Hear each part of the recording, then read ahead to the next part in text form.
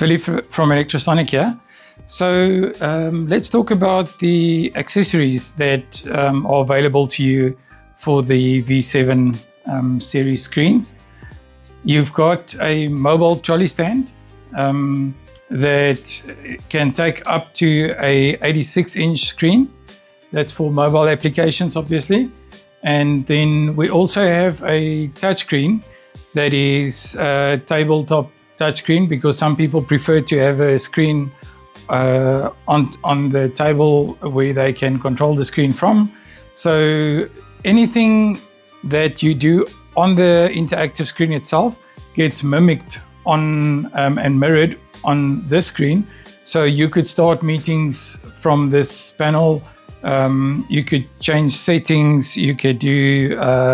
You can even write in the whiteboard. So yeah, but it's a completely optional extra.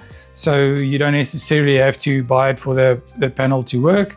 And then we mentioned in another video, we mentioned the dongle, but that's also an optional extra, which is very affordable. So I would recommend that people buy this with the screen to be able to do wireless screen sharing and hand this to their guests when they have guests that are presenting. Thank you.